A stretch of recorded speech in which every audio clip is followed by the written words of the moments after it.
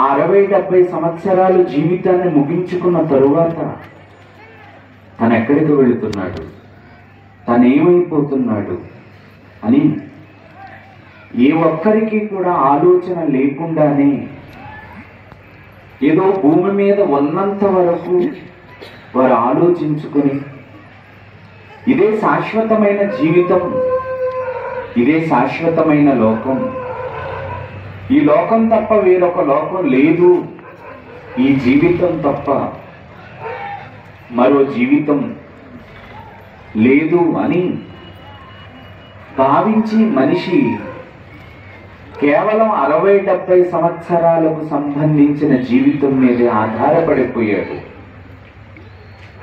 అందుకే ప్రతి మనిషి కూడా ఏదైనా సాధించాలి అంటే మరణానికి ముందే అనుకుంటున్నారు తప్ప మరణం తరువాత కూడా మనిషికి ఒక బ్రతుకుంది, మరణించిన తరువాత కూడా మనిషి బ్రతుకుతాడు, మరణించిన తరువాత మరో లోకం మన కోసం ఉంది, ఆ లోకం వెళ్ళాలి అంటే ఈ జీవితంలోనే ఆ జీవితాన్ని భద్రపరుచుకోవాలి అన్న సంగతి మనుషులు మరిచిపోయి భూమి మీద బ్రతుకుతున్నారు.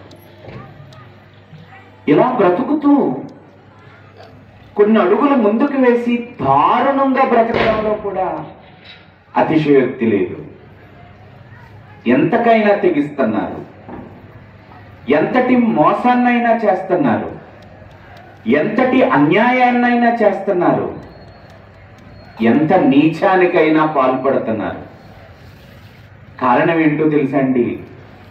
ఏం చేసైనా ఈ 60-70 సంవత్సరాల జీవితంలో తానంటూ ఒక గుర్తింపు పొందాలి, తనొక గొప్పవాడిగా కనబడాలి అని మనిషి అహోరాత్రులు కంటి మీద కునుకు లేకుండా ఈ జీవితంలో ఏదో సాధించాలి అని జీవితాన్ని ముగించిన తర్వాత తనకంటూ ఏమీ లేదని భావించి బ్రతుకుతున్నారు మనుషులు. ఒకవేళ ఆ మాటలన్నీ నేను చెప్పాను అని మీరు అనుకుంటే చాలా పొరపాటు. ఒకసారి దివ్య గ్రంథాన్ని మనం తెరిచి ప్రసంగి గ్రంథం 6వ అధ్యాయం 12వ వచనాన్ని చదువుదాం. ప్రసంగి గ్రంథం 6వ అధ్యాయము 12వ వచనం. నీడవలే తమ దినములన్నీ వ్యర్థముగా వ్యర్థముగా. ఎలా బ్రతుకుతున్నారట మనుషులు సమాజంలో? ఎలా బ్రతుకుతున్నారట? నీడవలే తమ దినములన్నీ వ్యర్థముగా గడుపుకొను మనుషుల బ్రతుకునందు ఏది వారికి క్షేమకరమైనదో ఎవరికి తెలియను? వారు పోయిన తరువాత, చనిపోయిన తరువాత. బ్రతికుండగా కాదు నువ్వు తెలుసుకోవలసిన నీ జీవిత పరమార్థం. ఇంత చక్కటి జీవితాన్ని ఇచ్చాడే, ఇంత అపురూపమైన జీవితాన్ని ఇచ్చాడే. ఏమండి, మనకున్న లైఫ్ స్టైల్ 84 లక్షల జీవరాశులలో ఏ జీవికి ఉందో చెప్పండి. ఏమండి, బాగా ఆలోచించండి. ఒక కుక్కను చూడండి, వర్షం వస్తుంది, ఎక్కడ ఉండగలదు అది? చలేస్తుంది, ఏ స్వెటర్ కప్పుకోగలదు అది? మనం చూడండి, చలికి సంబంధించిన వస్తువులు, ఏమంటే వేడికి సంబంధించిన వస్తువులు, వర్షానికి సంబంధించిన వస్తువులు, ఎంత చక్కటి రిచ్ లైఫ్ మనందరికీ. ఎంత అందంగా బ్రతుకుతున్నాం మనం, అవునా? గేదెలను చూడండి, ఆవులను చూడండి, మేకలను చూడండి, కోడిని చూడండి. వాటి బ్రతుకు ఎలా ఉంది, మన బ్రతుకు ఎలా ఉంది? వాటికి మరో బ్రతుకు లేదు. కోసేసుకుంటాం, తినేస్తాం, అక్కడతోటి దాని బ్రతుకు ఏమైపోయింది? అంతమైపోయింది, ముగిసిపోయింది. మరి మనది ఒక కోడి లాంటి జీవితం కాదు నీది, ఒక మేక లాంటి జీవితం కాదు నీది, ఒక పశువు లాంటి జీవితం కాదు నీది. ఈ 84 లక్షల జీవరాశులను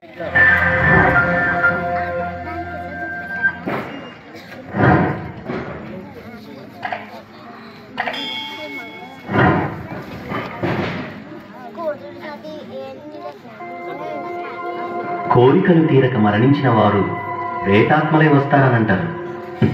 ఇది నిజమంటారా? ఓ విషయం చెప్పమంటారా? చనిపోయిన వారంతా కోరికలు తీరక మరణించిన వారే. అలాంటప్పుడు వారు ప్రేతాత్మలై వచ్చారా, వస్తారా? సినిమాలు, సీరియళ్లు చూసి మోసపోతున్న ఈ అమాయక ప్రపంచానికి కళ్ళు తెరిపించుటకే Bible open university India international ఈ సవాల్ విసురుతోంది. చనిపోయిన వారు ప్రేతాత్మలై వస్తారనంటే ₹1,00,00,000 ఇస్తాం, పోటీకి సిద్ధపడండి. భూత వైద్యులకు బైబిల్ ఎలాంటి వైద్యం చేసిందో ఈ పాటలో వినండి.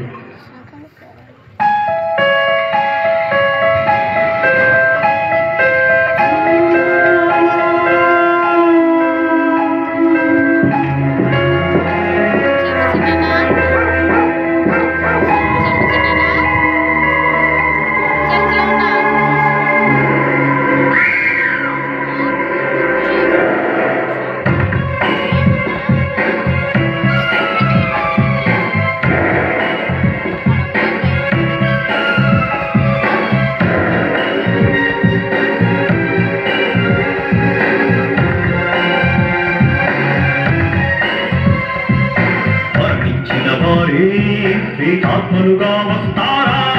మరణించిన క్షణమే ప్రేతాత్మలై తిరుగుతారా? దెయ్యాలే ఉన్నాయా? అవి మనుషులపై పడతాయా? కాలం చెల్లకపోతే శ్మశానంలో ఉంటాయా? కోరికని తీరలేదని అవి మనిషిని వహిస్తాయని, చిల్లంగి చేతబడులతో దెయ్యాన్ని వదలగొడతామని మోసం చేసే వారే ఉన్నారు.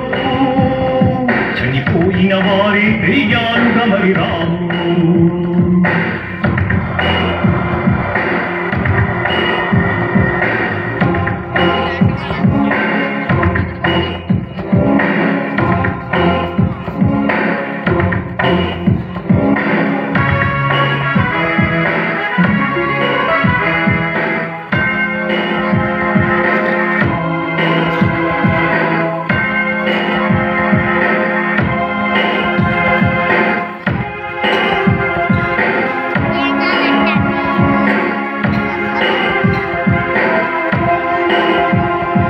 చనిపోయిన వారే ఎందరో ఆత్మలుగా ఉన్నారు.